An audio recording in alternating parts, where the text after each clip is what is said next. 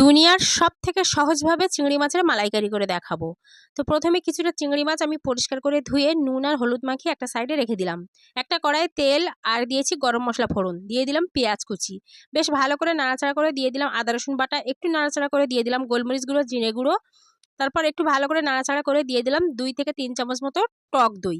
সেটাকেও দিয়ে ভালো করে বেশ নাড়াচাড়া করে দিয়ে দিলাম একটু দুধ।